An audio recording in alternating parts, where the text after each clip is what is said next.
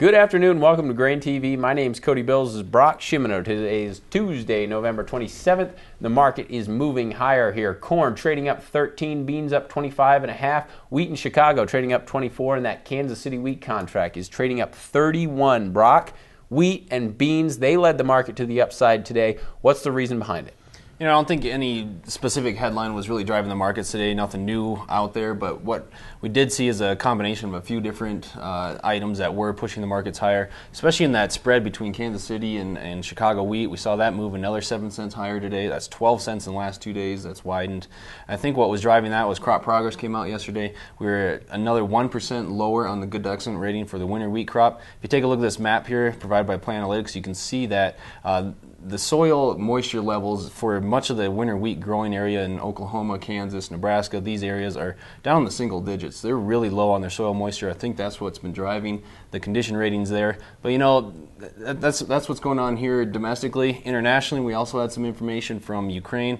Looks like they're reaching their threshold of about 5.5 million metric tons that they're looking to export. They're sitting at about 5.42 currently. So yeah, that's coming down the line, maybe some export curves out of Ukraine. Yeah, and you know, all these things, they've been on the table for a while. This is stuff that people have been talking about, but it continues to ramp up here. The situation in the hard red winter wheat growing conditions, you know, the next 7 to 10 days is going to continue to be dry. You know, that means that most likely the good to excellent ratings will continue to fall. There's a significant risk as we go into the growing season here for this wheat crop. It doesn't necessarily mean just because we have these bad conditions right now doesn't necessarily translate into bad yields during harvest. However, it makes a significant amount of risk going into the growing season. We need to see adequate moisture for these crops to have any chance whatsoever here in the hard red winter regions.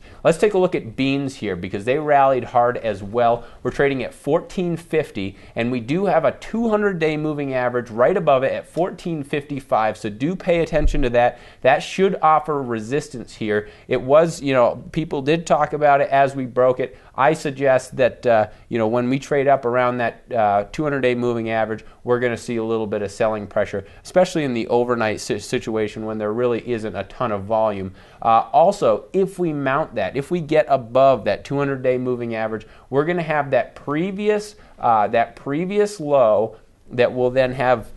It'll turn into a roll reversal here, and I believe that will also provide resistance right around that 1478 area. It's also an area where we're going to have that trend line resistance. So there's a lot of resistance up around this level. These are going to be battlegrounds, very important to watch, but I think, you know, the fundamentals here, the planting delays in South America, the great export sales for soybean oil, we're ahead of pace for soybeans in terms of those export sales. I think the demand is here, and I think we have the possibility here to move higher.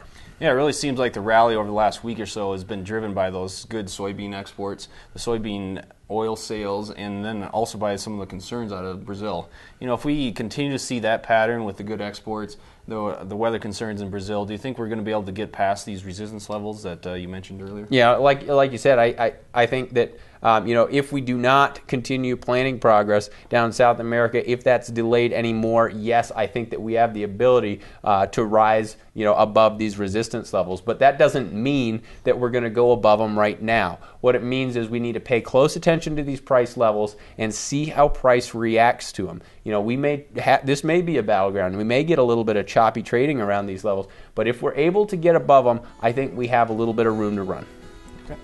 Make sure you follow us on Twitter. We'll be updating you all day throughout the trade session.